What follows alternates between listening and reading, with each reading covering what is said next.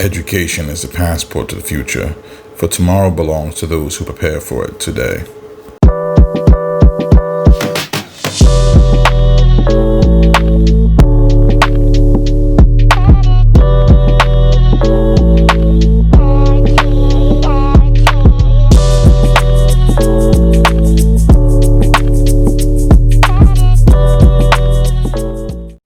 Hey guys, Professor Presbury back with another episode of Hey Professor, the show we talk about everything you wanted to know about healthcare management, business management, and revenue cycle management. I'm your Professor, Javon M. H. Presbury.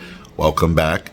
If I haven't said it before, please like, comment, and subscribe. That really does help me out, especially the liking part. It helps YouTube know that this is the kind of content you want to see, and I can continue to make more of that kind of content. Today's episode is going to be about vendor management.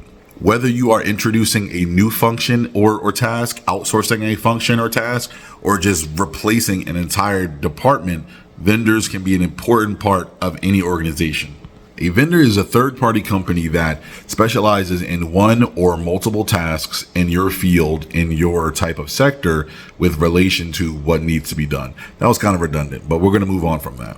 For instance, in the healthcare field, you have vendors for nursing, for staffing. In the health information field, you have vendors for release of information. You have vendors for scanning. You have vendors for coding. You have vendors for auditing. You have vendors for all types of things. So having vendors can be a good way, like I said, to supplement what you already have. If you're having a hard time hiring staff, if you think it'll be cheaper to kind of have it done outside, if you think it'll be more cost effective, and sometimes it really can be. If you have internal staff, depending on the setup with benefits and things like that, if you have a vendor, you don't have to worry about those benefits. You guys can kind of negotiate a rate and move forward from there. And there are different business models for that as well.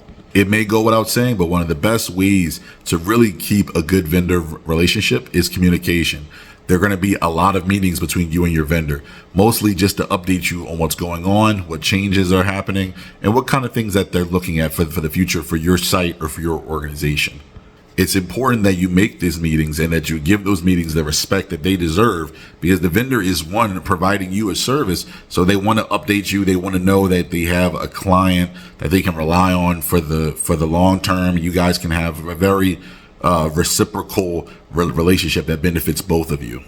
Missing those meetings is a surefire way to make your vendor feel ignored, to make your vendor feel like they don't have a good or a stable business partner. So you don't want to miss those. You want to be present in those meetings. You want to be attentive. You want to be ready to ask questions, ready to get information as well as give it. The next step with regards to communication is also making sure that your vendors are aware of any changes that's happening within your organization. And that can be within leadership as well. Vendors usually work with managers, directors, or VPs. So it's important that they know who their point of contact is. If you have a sudden shift in your relationship, and maybe there was a manager that's no longer affiliated with your organization for whatever reason, you want to make sure that your vendors know so that they can keep work chugging and things can keep going. It's a sign of respect in business to make sure everyone knows what's happening in the room. So there's no stoppage, there's no real outage as far as communication goes, to make sure that everything is clear and direct. Payment and invoices. You want to make sure, and this should really go without saying, you want to make sure that your vendors are getting paid in a timely manner and that they're getting paid what they ask. Vendors are obviously companies as well. They have overhead. They have people that they have to pay. Their staff that are working alongside you and working for you. They need to be paid and compensated in a consistent basis. You don't want to not pay your vendors. Your vendors will cut you off. And another important part about that is, in the business world, it's a small field. So your name really carries weight. And if they kind of associate you with, bad energy or with bad blood or with bad happenings in the past, whether it be you or your organization, understand that reputation can go forward with you, even if you leave that organization. So it's always good to be very communicative, very upfront, and make sure that those invoices are getting approved, that they're getting paid.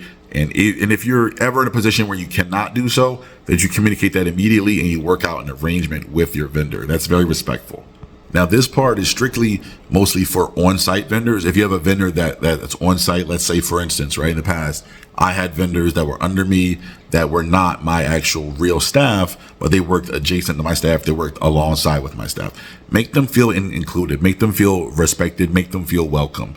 They are not a threat to your staff, nor should your staff treat them as such. If you're having some sort of get together, or there's food, or there's some sort of celebration, and invite them in, and they should really go without saying, but they are people too. So treat them as such. They're not robots there to just do a job. You guys are there to kind of work together and make sure everything moves forward in a respectable way.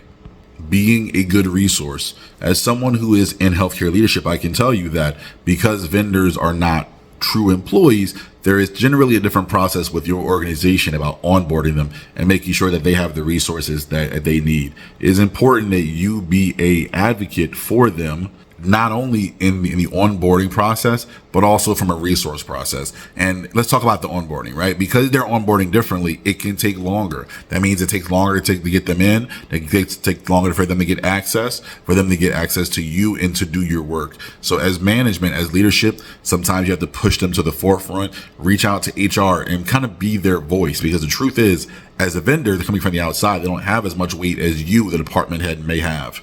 And vendors really appreciate that, I can tell you. Resources. You want to make sure that your vendor has everything that they need to do their job properly. Do they have access to all the files that they need? Do they have adequate training to your software? Do they have all the software that they need to perform that job? Do they need a mouse, a keyboard, a laptop, a screen, whatever? You want to make sure that your vendor has everything that they need to do the job effectively. In a previous capacity, and this is a little bit, out of the norm, but in a previous capacity, I even worked with one of my vendors to get, parking for one of their employees because their employee was kind of having difficulty getting to our site. Sometimes, vendors may be able to negotiate that in their rate that their travel is paid for, that their fare is paid for, that maybe they have valet parking and that's taken care of by the organization. So sometimes you really have to negotiate with them, but you can be an advocate for them. And believe me, they will appreciate it. And, their work will represent that. Lastly, and this probably does tie in with the communication factor, but respect. You have to be able to understand that while they work for you, it's also a symbiotic relationship. I have seen some vendor client relationships soured because of the way that they were spoken to or the way that they were treated. You cannot treat their on-site staff any differently than you would treat your own. Make sure that they're as comfortable as yours are. Make sure that they're as accommodated as yours are. Make sure that they're as safe as yours are. Everybody wants to, do a good job and go home. Make sure that everything is on the up and up. Do not approach your vendor as if they're lesser because they work for you and they have a contract. And that should be without saying, but I have seen that. I've seen people kind of, be a little bit overbearing. Now, there are times when, like I said, within vendor communications, if you need more from them, it's okay to express that, to kind of express that you need more from them as far as their services and the quality of their services, but should also always be done with an air of respect between the two. Okay, guys, this has been an episode of Hey Professor. I really hope you enjoyed it. Hope you found it useful. Please, like I said, like, comment, share, and subscribe. I'll see you again. Bye.